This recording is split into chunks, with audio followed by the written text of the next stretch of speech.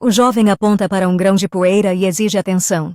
A garota cansada continua a limpeza sem responder.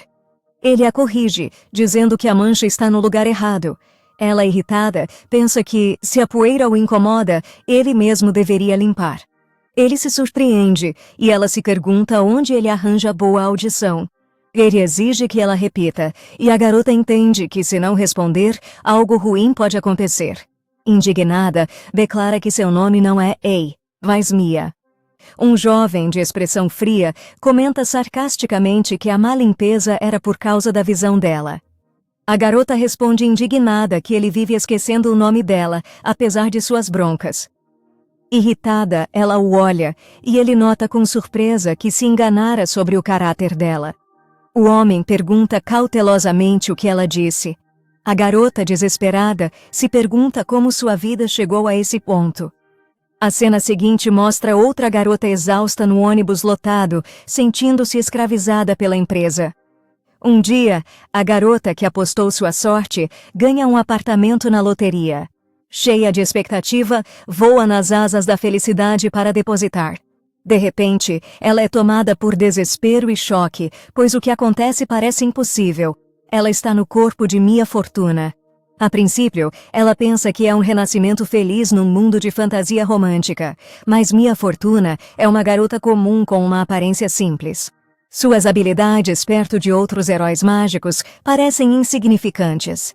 A família da garota acaba por ser bastante comum, e sua roupa deixa claro que ela é uma plebeia. Ninguém ao redor dela lembra personagens de histórias famosas, e ela duvida ser a heroína de algum romance. Aceitando as circunstâncias, ela decide viver em paz e aproveitar a segunda vida com o avô. O avô sempre repetia que o gado fica na aldeia e as pessoas na capital. Após a morte dele, com a herança e economias, ela parte para a capital, triste por não terem ido juntos. Sentada numa carroça a caminho da nova cidade, ela tenta manter o ânimo. Na capital, Londinium, a garota vai a uma agência. O agente pergunta sobre o orçamento e ela menciona cerca de 50 milhões, já com o empréstimo.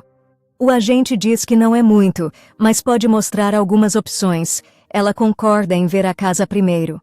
Visitam a primeira casa, uma mansão com terraço. O agente explica que é uma mansão nobre, construída há 50 anos e recém-reformada, e a garota se surpreende por custar exatamente aquele valor. O agente alerta que a casa é tão grande que é fácil se perder, e ela se pergunta se essa mansão é compensação pelos seus fracassos. São levados a um quarto com atmosfera sombria e muitos objetos estranhos. A garota, horrorizada, olha o quarto, sem acreditar que alguém morasse ali. O agente explica que essa parte não é usada pelo proprietário, por isso o preço é baixo, e a garota nota grafites assustadores nas paredes. O agente diz que o objeto estranho é uma cama, um presente para novos inquilinos, e a garota se choca com o bônus. Ela, ansiosa, indaga sobre os inquilinos anteriores, e o agente calmamente confirma. O agente sorri, garantindo que todos os inquilinos anteriores tiveram sucesso e se mudaram, mas a garota não acredita. Ela diz que o ambiente da casa é muito assustador e pede outra opção. O agente conclui que o ambiente lhe é importante.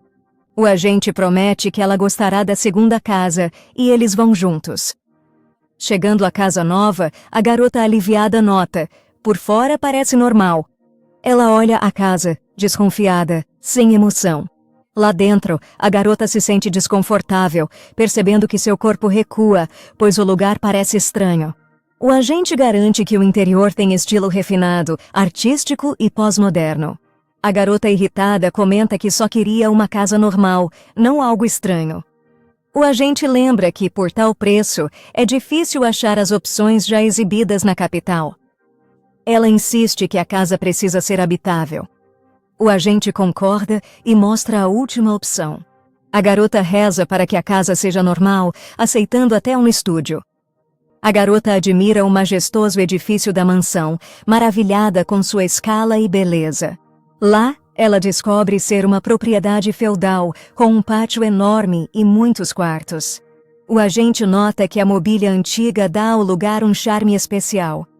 Ela se surpreende ao saber que nem precisa pagar por esta casa, apenas formalizar a transferência de propriedade. Mas o agente diz que há condições. A casa deve ser mantida impecavelmente limpa, sem poeira. A segunda condição é assinar um contrato vitalício que proíbe o despejo. Ela fica perplexa ao entender que não poderá sair desta casa enorme até morrer, e a ideia da limpeza constante parece um verdadeiro pesadelo. Ela receberá uma mesada de 4 milhões de giva para a manutenção da casa, por ser um bem cultural. Sem hesitar, aceita as condições propostas. O agente entrega os papéis e pede que ela assine o acordo. A garota acha as condições boas, mas comparada a outras opções, esta casa é bem melhor, então ela decide assinar o contrato. Assina com prazer, sentindo-se vencedora de uma loteria com uma vida segura. O contrato é assinado e ela recebe os documentos. O agente lhe deseja sorte com um leve sorriso. Ela pondera as palavras, surpresa, sem entender seu sentido. O agente parte, e a garota, sozinha em seu novo lar, reflete que eles realmente lhe desejaram sorte. A garota, cansada da viagem, arrasta a mala pesada para o chão. Ela, enxugando a testa, chega à casa e suspira aliviada. Olhando ao redor, ela percebe que a mansão tem muitos cômodos e entende que será difícil limpar tudo sozinha. Com renda de 4 milhões de GIV, ela pensa em contratar uma governanta. Decidindo tentar dar conta sozinha, ela se joga no sofá para descansar. Ela planeja limpar seu quarto, mas após ver a lua, decide deitar cedo. A garota decide adiar a limpeza para amanhã e dorme aliviada no sofá. Ela adormece lentamente, seu olhar fica vago e cansado. Meio adormecida, ela ouve uma voz, mas não entende quem é. Um homem de uniforme branco surge sobre ela e ela ouve uma voz, mas não consegue se mover. O homem fica indignado por ela dormir em casa bagunçada e a garota pensa que tem paralisia do sono. O homem a adverte que se não começar a limpeza amanhã, haverá consequências. A garota implora para ele a soltar antes de um sermão. Malas caem com estrondo e a garota horrorizada pensa no fantasma. Ela grita, exigindo que não toquem em suas coisas sem permissão. Olhando, ela percebe que não há ninguém no quarto. A garota decide que simplesmente sonhou com toda essa situação estranha porque estava cansada. Ela nota que as malas estão exatamente como no sonho e começa a duvidar da realidade do que está acontecendo. No fim, ela se convence de que os deixou daquele jeito e afasta os pensamentos perturbadores. A garota acorda cedo, se espreguiça e decide limpar a casa. Ela pondera onde começar, pensando em lavar a roupa, ignorando ser observada. Num barril d'água, ela se espanta com a sujeira da água pós-lavagem. Alguém toca suas costas, e ela sente medo. A garota vira, assustada, tentando entender quem a tocou. Após terminar o trabalho, ela senta para descansar, mas a mão misteriosa reaparece. A garota suspira, aliviada, e decide descansar. Mas uma mão fantasmagórica toca a cadeira. De repente, a cadeira move-se bruscamente para o lado, e a garota cai no chão, assustada, sem entender. O entardecer cai na mansão, enchendo-a de luz dourada do sol. Cansada, a garota volta ao quarto, sentindo o corpo pesado. De repente, uma luz estranha surge no lustre, e algo em seu suporte muda. Surpresa, a garota olha para cima, sem entender, enquanto o lustre balança. O lustre cai, seus olhos refletem o medo que paralisa seus movimentos. Ela grita em pânico, cobre a cabeça, esperando o impacto. A garota vê os fragmentos do lustre a seus pés, sem entender como tudo aconteceu. Percebendo que centímetros a separaram da morte, um suor frio a atinge. Um homem de uniforme de gala surge, lembrando-a do aviso que ela se arrependeria. A garota, confusa e indignada, exige saber quem ele é para surgir assim em sua casa. O homem de uniforme declara ser seu parceiro contratual. A garota confusa lembra que só assinou a escritura de posse da mansão. O homem sorri levemente, notando que ela não lê contatos com atenção. A garota fica chocada ao descobrir que o contrato realmente incluía algo importante. Ela lê as letras miúdas sobre a relação contratual com o espírito da mansão e os deveres do gerente. Em desespero, ela acusa a situação de fraude, já que não sabia das condições ocultas. O homem lembra à moça que ela firmou um contrato e precisa agora cumprir os termos, e ela, em desespero, declara que pretende rescindi-lo. Ele calmamente indaga se ela quer rescindir o contrato, antevendo as consequências. Um lustre enorme despenca do teto, ameaçando cair na garota. A garota olha apavorada para o perigo iminente. O homem sugere que pode soltar a mão se ela quiser rescindir o contrato, e a garota cede, com medo. A garota, sorrindo forçadamente, se desculpa e garante que lealdade é o melhor do contrato. A garota suspira aliviada, pois seu comportamento agora agrada ao homem. O homem só exige que ela mantenha a mansão limpa. Ele a adverte que, se não cumprir o contrato, ela se arrependerá. A garota fica espantada com sua habilidade de atravessar objetos. Animada, ela pergunta o nome, e ele se apresenta. Matthias Edward von Garciel. A garota confusa questiona como fazer um acordo com um fantasma. Ele explica não ser fantasma, mas um imortal por contrato, e a tentativa dela de esclarecer só o irrita. O homem pensa, irritado, que é forçado a lidar com uma garota que mal entende suas palavras, e ela decide que, de agora em diante, o chamará de espírito da mansão. Ele afirma que não há como escapar do destino, e lembra que tudo o que acontece é resultado da escolha dela.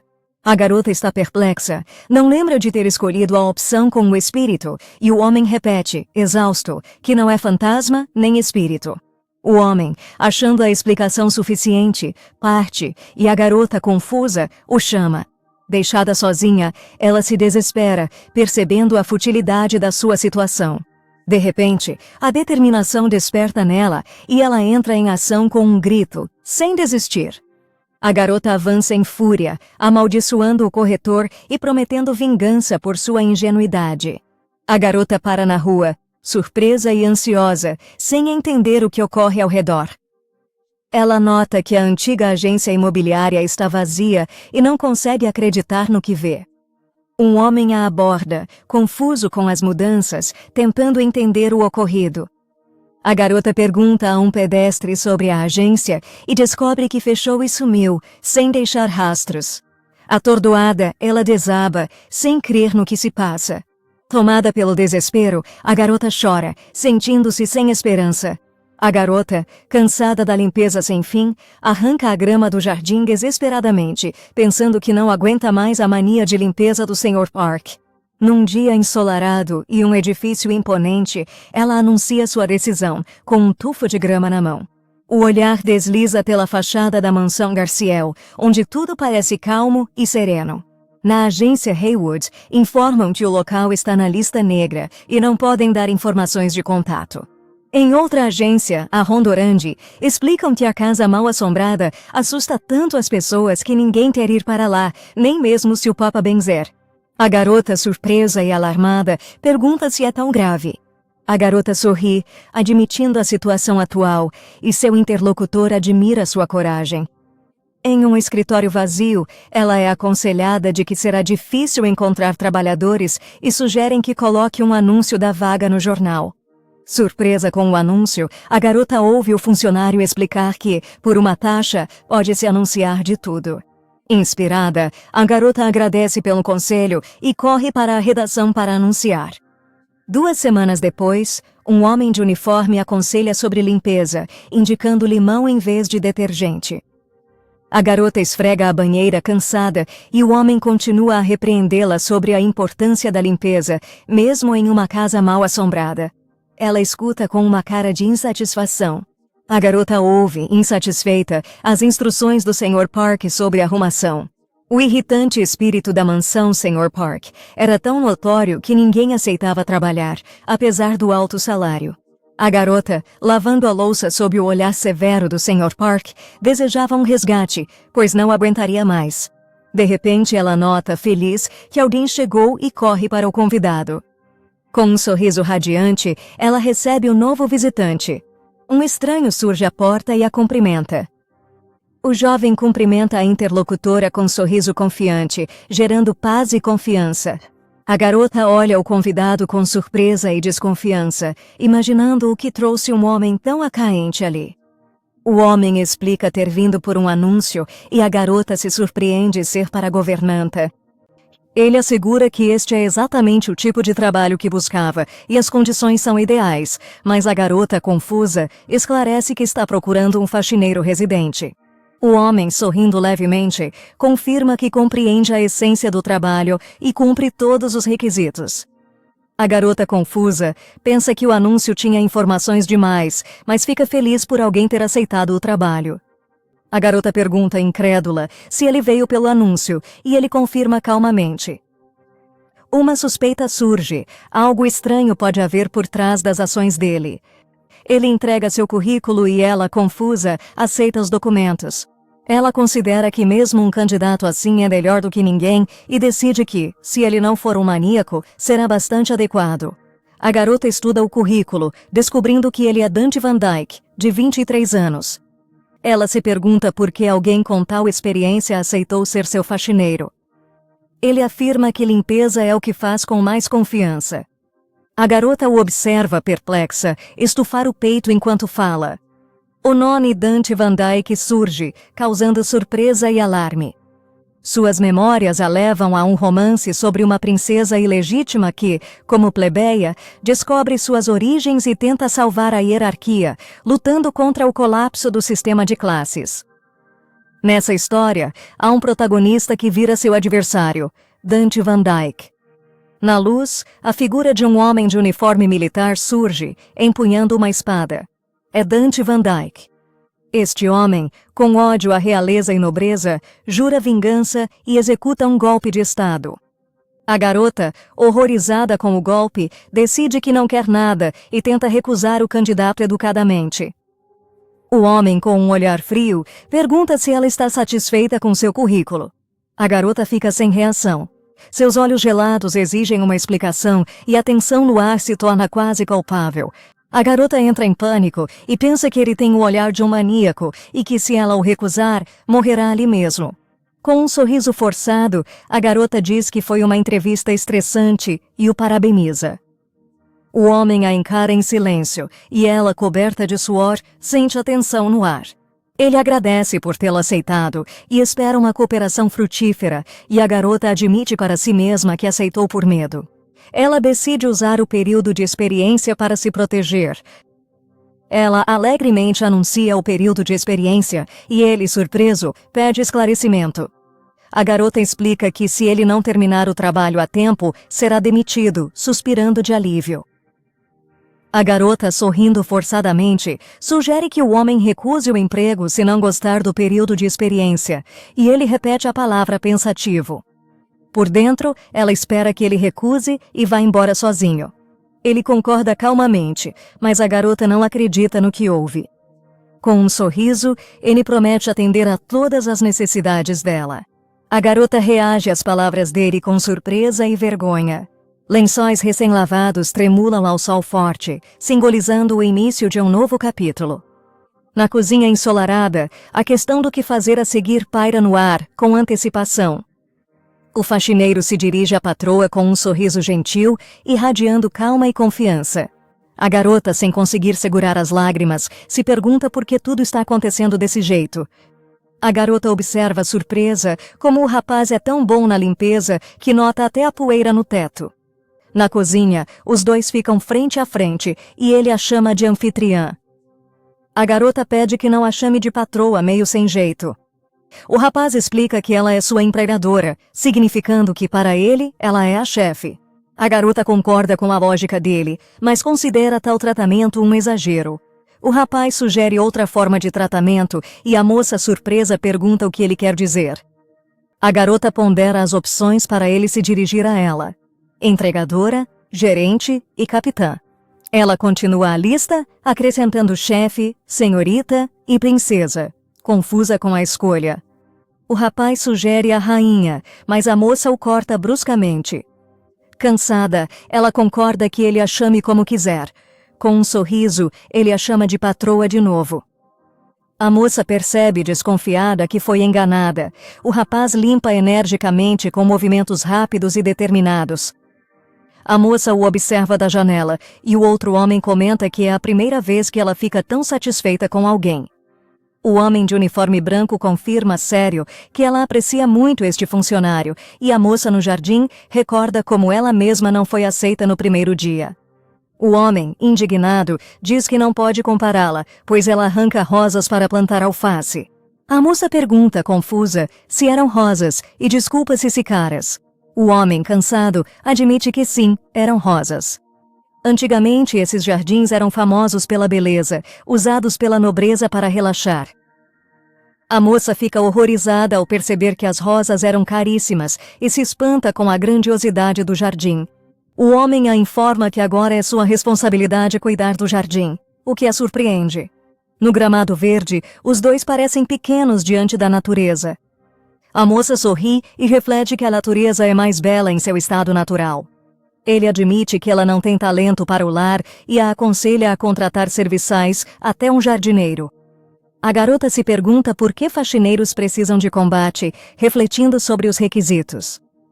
Um homem de uniforme explica que convidados indesejados logo chegarão, exigindo preparo especial. Ele diz que com mais olhos na propriedade, a mansão ficará mais segura e limpa. A garota o chama de fanático por limpeza e então, animadamente, bola um plano. Se contratar alguém mais competente que Dante, ela achará um motivo para demiti-lo. Com a ideia, ela alegremente decide agir. Dentro da mansão, a garota informa que tem várias tarefas para Dante. O rapaz insiste em acompanhá-la, supondo que ela terá que carregar coisas pesadas, mas ela garante que não pretende comprar nada pesado. A garota o flagra limpando. Ele ergue um sofá com uma mão, chocando-a em silêncio. Ela se pergunta se há mais alguém aqui além de fanáticos por limpeza. A garota anda rápido pelo corredor, garantindo que voltará logo, e o rapaz a chama, preocupado. Ela apressa o passo, admitindo que ainda está nervosa. A garota se pergunta onde achar alguém que atenda a esse fanático por limpeza. A garota anda de bicicleta pela rua, pensando que Dante facilita muito sua vida e se perguntando se deveria demiti-lo. Ela cria coragem, não se deixando levar pelas emoções para não se meter em apuros. Sua voz interior diz que, se não quer problemas, demitir Dante é o certo. A garota exige que o anúncio seja bem escrito, pois o anterior parecia um convite para o outro mundo. Ele tenta se justificar, mas ela insiste que o anúncio está normal, ignorando-o. O homem promete com entusiasmo fazer tudo como deve ser, e a garota o olha com desconfiança. A garota chega ao mercado com um pressentimento de ansiedade, olhando ao redor. Seu olhar para em um vestido rosa que lhe parece especialmente lindo. Ela pergunta o preço do vestido e a vendedora informa 300 mil. Ao ouvir o preço, a garota se assusta e a vendedora logo oferece um desconto de 5 mil. Ela pensa que o vestido não vale nem 20 mil e suspeita que a vendedora a considera ingênua. Para evitar constrangimento, a garota sorri e diz que esqueceu a carteira em casa. A garota está saindo, decidindo comprar o vestido depois, mas a vendedora a chama. A vendedora, irritada, diz que se ela tocou o vestido, é obrigada a comprá-lo e tenta barrá-la. A garota responde calmamente que não tocou no vestido, mas a vendedora insiste ter visto. 2 homens entram na briga, alegando tê-la visto tocar e, supostamente, danificar o vestido. Os homens sugerem que ela compre o vestido, insinuando que será melhor para todos, e ela percebe estar lidando com golpistas. A garota percebe que estão tentando enganá-la e decide não demonstrar fraqueza para não se tornar uma vítima fácil. Indignada, a garota aponta que se um vestido rasga ao menor toque, é um produto barato e sugere testar a durabilidade da roupa da vendedora. De repente, alguém a agarra pelo colarinho, não a deixando sair. O homem, com um sorriso assustador e olhar ameaçador, pergunta se ela sabe com quem fala, insinuando perigo. Apesar do medo, a garota encara o agressor, desafiante, sem ceder. O homem se irrita com a teimosia dela, com raiva no rosto. A garota sente dor. e internamente decide que precisa escapar dessa situação perigosa o mais rapidamente possível. Naquela atmosfera tensa, alguém se choca com o que ocorre. Uma garota e um rapaz se encontram em uma situação constrangedora ao discutir lingeries, o que causa embaraço para ambos. O rapaz, confuso e com o rosto corado, lembra que hoje vestiu uma cueca vermelha. A garota, vendo a chance, ataca com decisão. O rapaz é atingido no ombro sem prever a reviravolta. Ele grita de dor e a garota observa a reação dele surpresa. Um dos homens entra em pânico e ampara o outro, que com o ombro dolorido admite que está deslocado. A garota olha ao redor com ansiedade e determinação, percebendo que é hora de fugir. De repente, a mão de alguém agarra o ombro da garota, não a deixando ir. A garota grita de surpresa e dor ao ser impedida. Ela cai no chão, segurando o ombro machucado e fazendo uma careta de dor.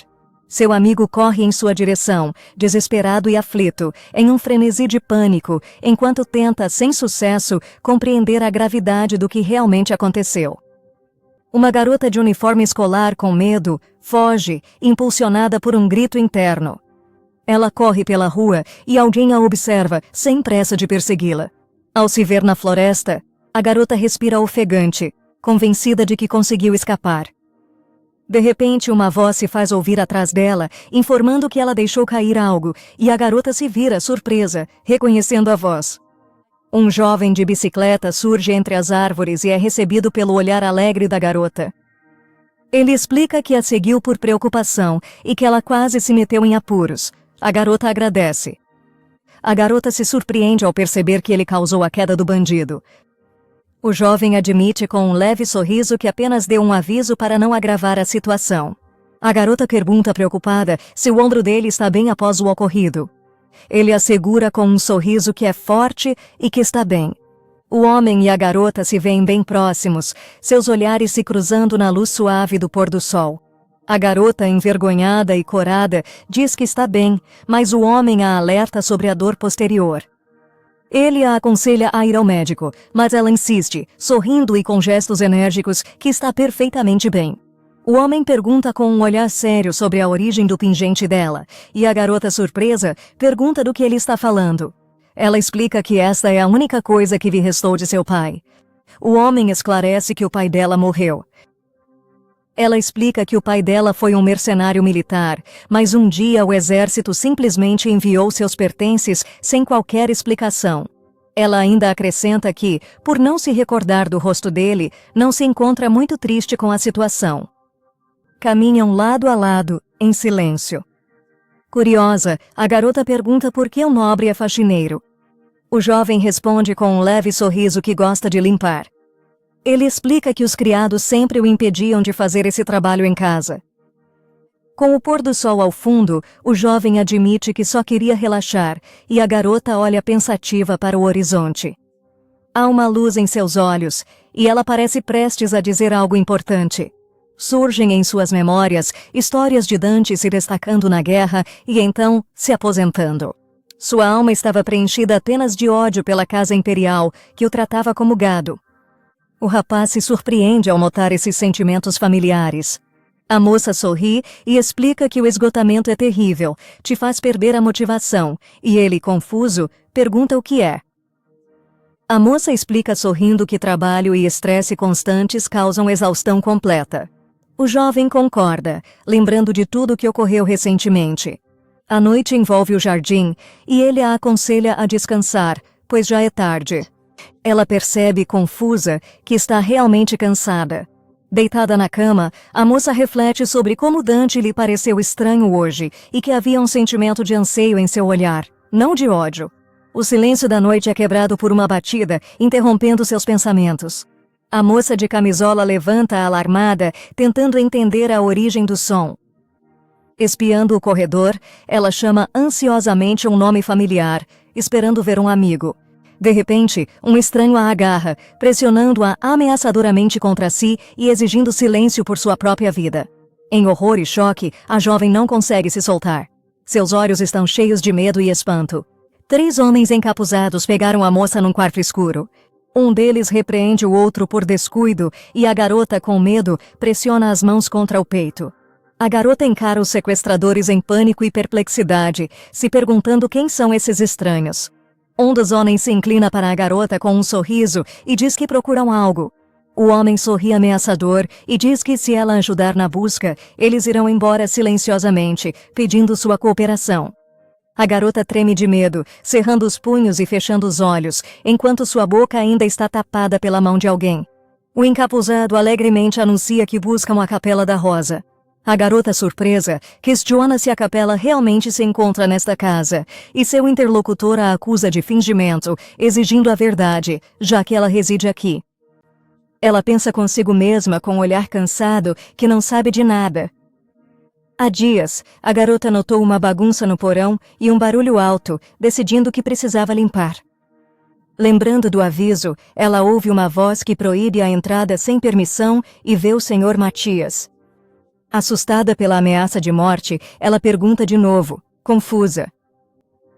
Por dentro, ela se questiona por que está tão assustada e sugere que talvez haja algo importante atrás da porta, como um diário com segredos sujos. Um homem de olhar frio avisa que entrar pode custar vidas. A garota, com um sorriso forçado, aceita não entrar, feliz por não ter de limpar outro cômodo. Ela se surpreende ao ver que a sala era uma capela, e o interlocutor acha que ela sabe onde fica. Um homem encapuzado se aproxima, a ameaça e exige o caminho caso não queira morrer. A garota, em horror, vê que o agressor tem uma faca de verdade. Assustada, ela admite saber o caminho, mas explica que sem ela, a porta não abre, pois só ela tem a senha. Um homem encapuzado a segura pela roupa ameaçadoramente, e ela teme o que acontecerá se contar tudo aos sequestradores agora. Um sequestrador duvida que uma criada saiba informações importantes, enquanto o outro crê estar lidando com a senhora da casa, lembrando-se de boatos sobre uma bruxa morena. O homem da faca zomba da ideia de bruxa, crendo que uma real não seria pega tão estupidamente, e conclui ser piada. Mandam a garota ir à frente, ameaçando-a se tentar algo, e ela ansiosamente pensa em sua situação. A garota, hesitante, guia os sequestradores pelo corredor. Num lugar vazio, um sequestrador se decepciona ao ver que o objeto buscado não está lá e se surpreende com a veracidade dos rumores sobre o desaparecimento. Dois homens de capas pretas debatem a sobrevivência da bruxa, mas um crê que foi só uma piada. A garota, com seu olhar cansado, irrita-se com as conversas repetitivas e se surpreende com o desaparecimento de algo muito importante. Ela para diante de uma porta maciça e diz que o lugar é aqui. Um homem com um olhar frio e uma faca na mão exige que ela abra a porta. A garota confusa pergunta novamente se precisa abrir a porta e o homem confirma. Ela entra em pânico, pergunta se eles querem que ela abra a porta, mas o homem insiste. Em desespero, a garota lembra do aviso para não entrar e pede ajuda, sentindo-se abandonada. O homem encapuzado a apressa, exigindo que ela abra a porta mais rápido. Ela diz com um sorriso malicioso que a senha é longa e o ritual exige silêncio para ganhar tempo. Os sequestradores se indignam com o pedido de silêncio, mas a garota começa a enrolar, fingindo a importância do momento. A garota pronuncia lenta e solenemente uma longa frase, orando mentalmente por ajuda enquanto ganhava tempo. Ela canta o hino, surpresa por ter terminado as palavras, mas a ajuda ainda não chegou. A porta pesada range e abre lentamente, surpreendendo a todos. A garota, confusa e com um pouco de medo, percebe que a porta realmente se abriu sozinha. Ela, hesitante, gesticula para que entrem, mandando-os prosseguir. Um homem de capa preta, com um sorriso de escárnio e uma faca, suspeita de engano, crendo que entrar ali é risco de vida. A garota percebe, alarmada, que a ameaça de morte não eram só palavras e que a criatura perigosa havia desaparecido. Ela pergunta, surpresa, o que exatamente desapareceu e recebe a resposta de que foi o dono da mansão. Sr. Matias surge num clarão azul, surpreendendo a todos. A garota cobre o rosto em desespero, percebendo que o desejo de conforto poderia levá-la à morte. Um homem armado ordena que a garota entre e pegue a pedra filosofal, e ela, assustada, pergunta o que deve achar. No centro do círculo mágico, a pedra filosofal brilha, artefato que concede imortalidade ao dono.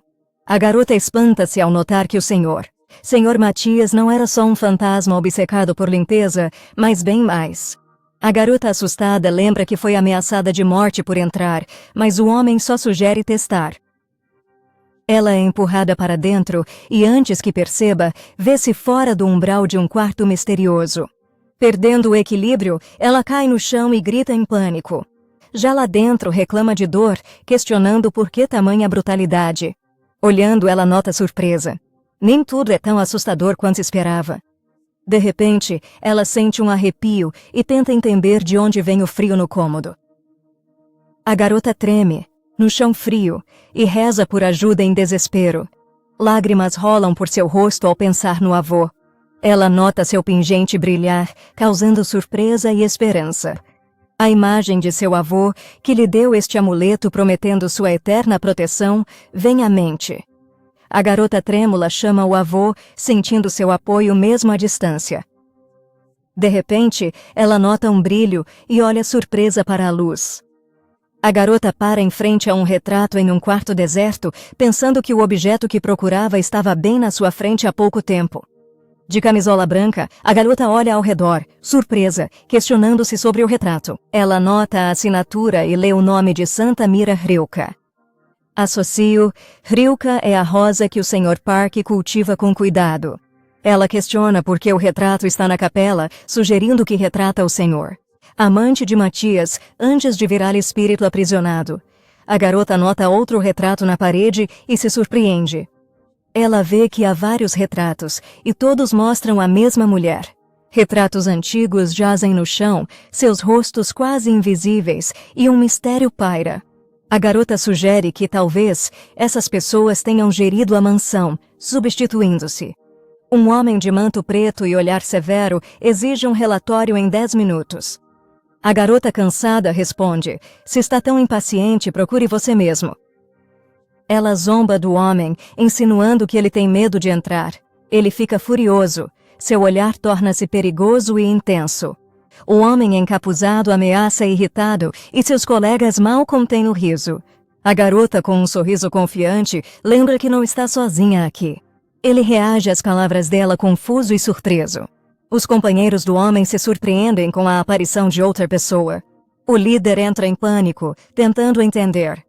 Um homem elegante entra, ajustando a luva e lembrando a todos as regras de decência para convidados inesperados. O homem de luva saca uma arma, lembrando que todos que viram seus rastros desapareceram. O homem encapuzado sorri, diz que tudo é pela graça de Deus. Ele aponta a arma ao outro, admitindo que tentou resolver discretamente. A garota de camisola branca pede, ansiosa, que ele se apresse e ache o item para salvar o rapaz. O rapaz promete achar o que é preciso. De repente, ele dá um golpe no oponente, desarmando-o e mudando tudo. Uma pistola brilha em sua mão, pronta para atirar. Um jovem de branco confiante empunha uma arma sobre o inimigo derrotado. O homem vencido olha o estranho, se perguntando quem ele é. O de olhar frio diz ser um empregado. A garota grita em desespero, implorando para que pare e admite que tudo acabou. A garota surpresa olha o homem ao lado de seus oponentes caídos. Com medo, ela pergunta se estão mortos.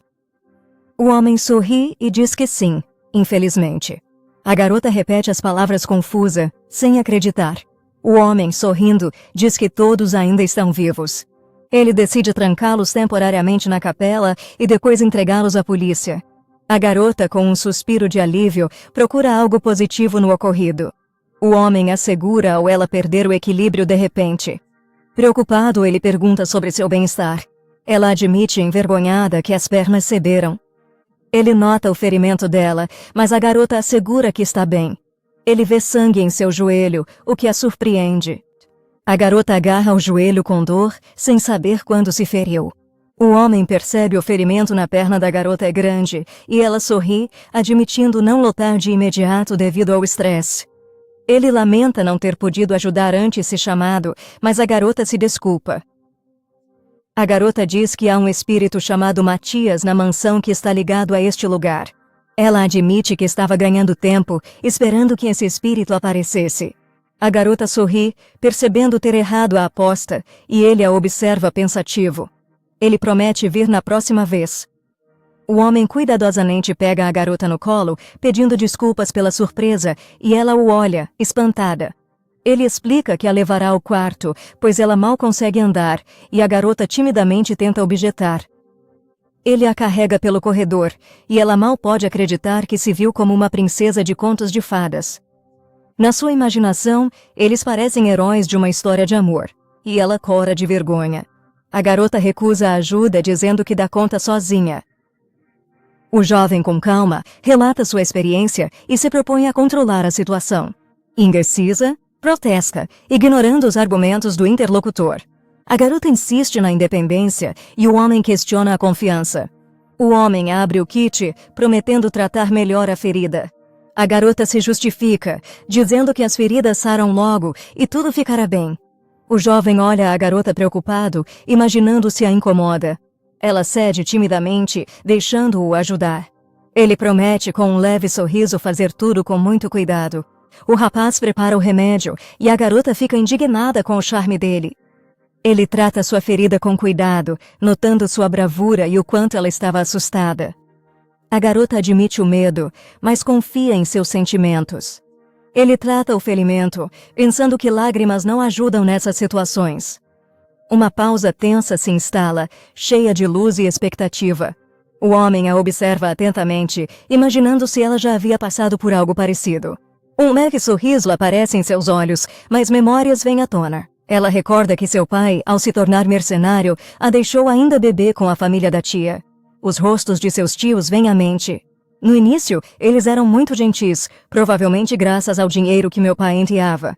A partir de certo ponto, a atitude deles mudou drasticamente e ela foi deixada sozinha em um longo corredor. Tudo o que a garota fazia começou a irritar os adultos e em vão ela buscava apoio. Qualquer tentativa dela de chorar os deixava furiosos e ela ficava no chão, inconsolável.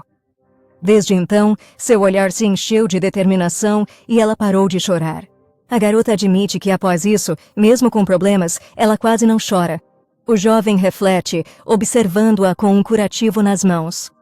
O jovem, com simpatia, diz que deve ter sido muito difícil. A garota sorri entre luz e flores, assegurando que está bem. O olhar dele se abranda ao observar sua reação. Ele termina o curativo e a aconselha a ir com calma. A garota se levanta alegremente, garantindo que está saudável graças aos cuidados dele. Num surto de entusiasmo, ela se machuca, mas não perde a alegria. O jovem nota a agitação dela com um sorriso, mas percebe que a dor não passou. Com ironia, ele oferece ajuda para ela se trocar. A garota recusa timidamente, garantindo que suas mãos estão bem e que pode lidar com isso sozinha. Ele aceita e se afasta. A garota respira aliviada com seus pensamentos. Ela toca sua perna enfaixada, confirmando mentalmente a suspeita sobre a dor. Já faz muito tempo que ela percebe que até ferimentos graves se curam rapidamente, e mesmo depois de cair do segundo andar, tudo ficou bem. Feridas assim somem rápido, a garota se surpreende, ligando isso ao sangue do mercenário. Ela decide manter os curativos por educação, já que Dante se dedicou tanto a curá-la. O que mais importa a ela agora é o que faria esta manhã, e ela está determinada. A garota chama pelo Sr. Matias com entusiasmo, procurando-o pela casa. Ela olha sob os móveis, exigindo que ele saia, cheia de perguntas acumuladas. Uma garota espreita dos arbustos e, de repente, esbarra num jovem que a fita surpreso. Ela se justifica, diz que procura alguém, e ele se interessa por seu estranho comportamento. O jovem vai jogar o lixo fora e a garota suspeita, pergunta as intenções dele. Ela nota que hoje não é dia de coleta de lixo e sua surpresa só aumenta. A garota assume com entusiasmo que estão falando sobre os ladrões da capela e pede para ir com ele. O jovem a recusa com um sorriso firme, sem mudar de ideia. O jovem a aconselha a se cuidar, pois as pernas ainda não estão bem, mesmo que ela diga o contrário. A garota insiste em participar, pois é a primeira testemunha e vítima capaz de dar um depoimento preciso. Ele tenta argumentar, Mas ela, resoluta, sugere ir só. Ele concorda com sua teimosia, mas pede que o avise se as coisas ficarem difíceis. Para disfarce, vestem roupas civis e evitam chamar atenção. No gabinete do chefe, a prisão imediata dos criminosos é exigida, surpreendendo o oficial. A garota e o jovem confirmam que os suspeitos estão na propriedade Garciel. O oficial, ouvindo, reflete, pois o lugar o deixa cauteloso. Ele informa que a investigação terá que ser adiada devido à falta de recursos, pedindo mais alguns dias para que passe. A garota se indigna por ter que manter ladrões em sua casa e seu companheiro tenta acalmá-la. O jovem pede desculpas à multidão reunida tirando o chapéu. Ele se apresenta como comandante de uma unidade de forças mágicas especiais, inspirando respeito. Mesmo de férias, o herói com um distintivo na mão confirma sua autoridade investigativa e que seus direitos permanecem válidos. O oficial, reconhecendo o comandante, o saúda e se compromete a assumir a tarefa. Uma garota de olhos verdes e um homem de óculos discutem a ocupação da equipe com outra missão. O currículo do homem afirmava que ele é um ex-comandante, embora ele esteja apenas de férias. O homem explica que sua demissão foi adiada e ele foi enviado de férias, pois o exército reluta em deixá-lo ir. Uma voz interior nota que não é surpresa, pois ele é o protagonista de uma história de amor, e ninguém dispensaria tal talento. Em seguida, o homem confirma sua saída para a noite e um homem de chapéu convida a garota para irem juntos. O homem de chapéu repete surpreso o que disse a garota, lembrando que já a chamara de patroa. A garota de olhos verdes, chocada e irritada, pensa o que fazer com a governanta. Ela garante que sua relação é puramente profissional e pede para não haver mal-entendidos. Mentalmente, a garota fica indignada com a teimosia da governanta e ele pede que ela não o chame assim para não gerar boatos desnecessários. Com uma expressão suave, o homem pergunta por que a anfitriã reage assim. Cansada, a menina só pede para ir para casa e o homem a encara. O homem de chapéu, sorrindo, anuncia que vai pegar uma bicicleta. Nesse momento, na Capela das Rosas, ouvem-se batidas e gritos para abrir a porta. Um dos homens encapuzados pergunta irritado se o rapaz é apenas um mordomo. Eles creem que com tal poder é um servo da bruxa, mas para alguns os boatos sobre ela são apenas fofocas. O garoto de cabelo prateado recorda um feitiço estranho e como um deslocou o ombro ao tentar pegar a garota pelo pulso. De repente, alguém se assusta, achando que viu um fantasma, e tenta acalmar os outros, prometendo dar uma olhada. Uma voz interior acusa os invasores de sujarem sua mansão preciosa, causando choque e alarme em um deles. Um homem encapuzado, brandindo uma arma, tenta saber quem está por perto. Uma ameaça ecoa. Quem pisa na propriedade Garciel deve estar pronto para perder a vida. E o homem com a faca exige uma resposta. Um sorriso tenso surge no rosto do homem e uma pergunta desafiadora paira no ar. Uma voz interna nota que essa voz áspera é estranha, intensificando a atmosfera inquietante. O encapuzado entra em pânico, lembrando que o dono da mansão teria desaparecido, mas agora duvida. O homem de olhar frio tenta entender quem disse as palavras misteriosas e a tensão no ar aumenta.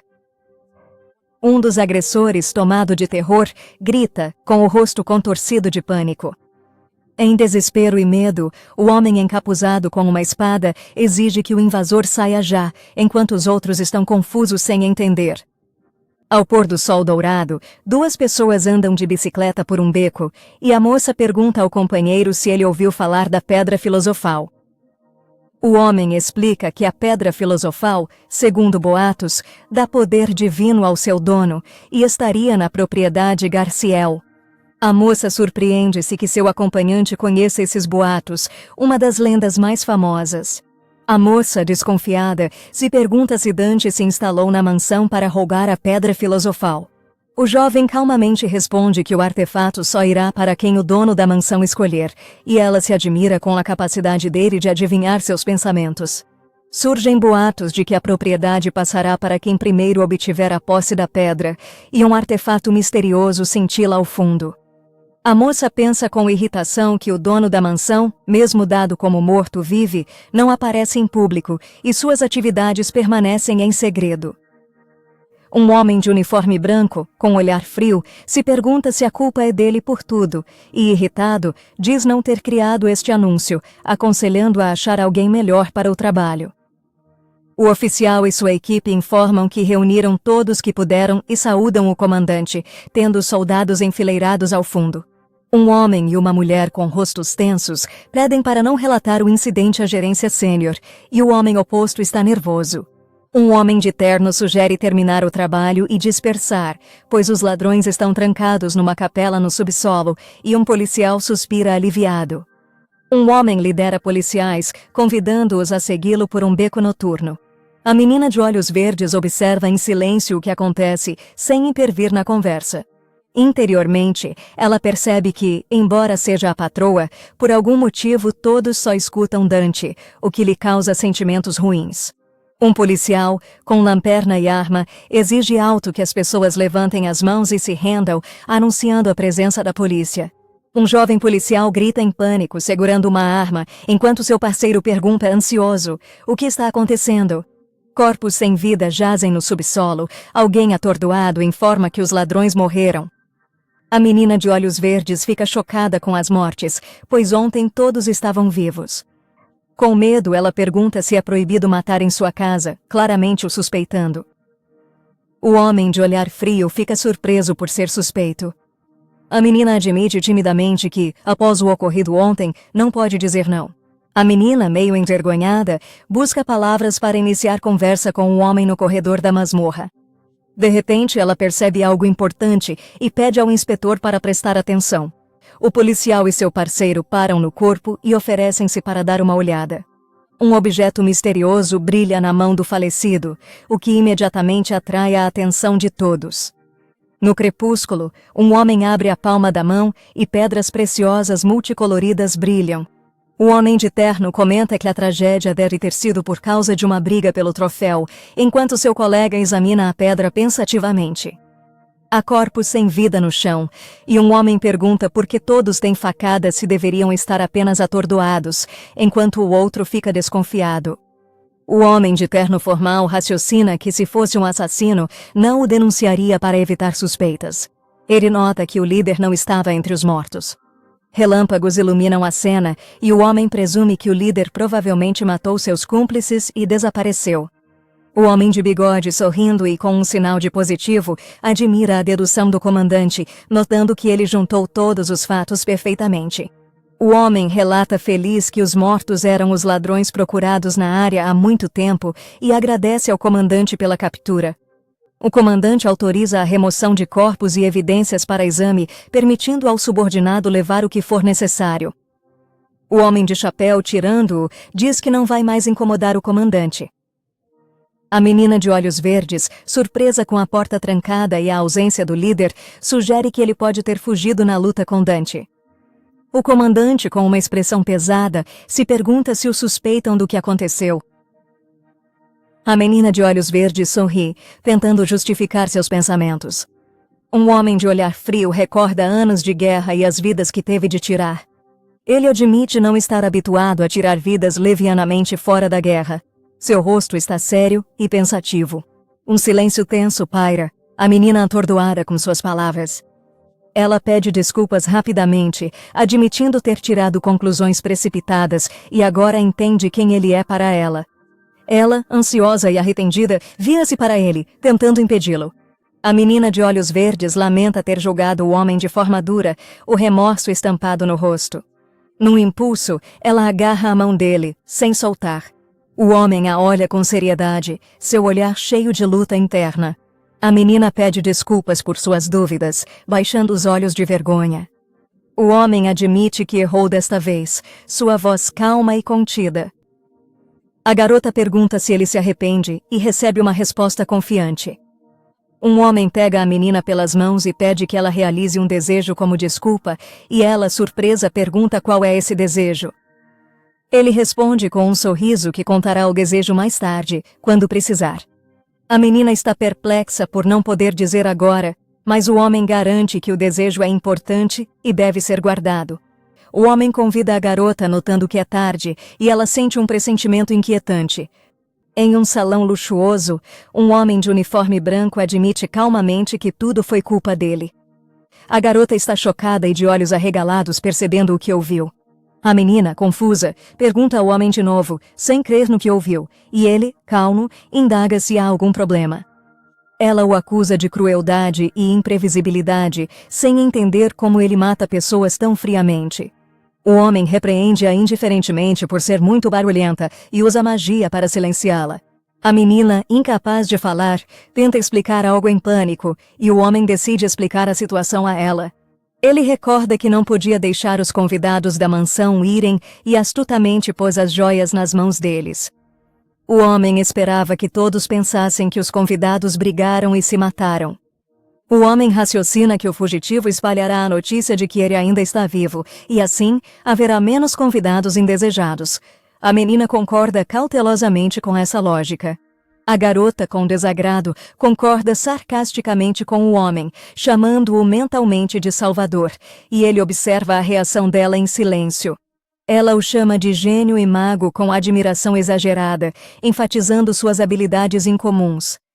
A menina, radiante de alegria, faz um gesto de coração, e o homem, irritado, pede para ela não fazer de novo.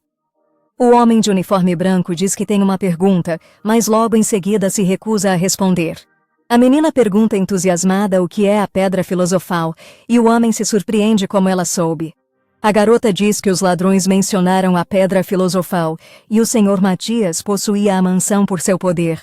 O homem ouve suas palavras em silêncio, sem emoção. De repente anuncia a chegada de convidados e a menina pergunta surpresa.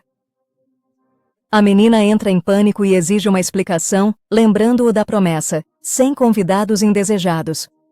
O homem esclarece que estava apenas se referindo aos convidados, e a garota insiste em ter uma resposta clara antes que ele se afaste da conversa novamente. Uma tempestade começa do lado de fora da janela e alguém chama o dono. Um homem repreende uma menina por comer na cama, lembrando que os outros precisam limpar a bagunça dela, e ela pede desculpas, sem graça. A menina admite sorrindo que a comida é mais saborosa se comer deitado. De repente um tremor começa, a menina entra em pânico pensando que é um terremoto e aconselha Dante a se abrigar sob os móveis. Quando tudo acaba rápido, a menina se surpreende com a rapidez e fica sem graça. O homem observa que não foi um terremoto, mas outra coisa. Ele relata a chegada de alguém, e a garota, ansiosa, presume que são ladrões. O homem lembra a ela que ladrões não tocam campainha, e ela concorda timidamente.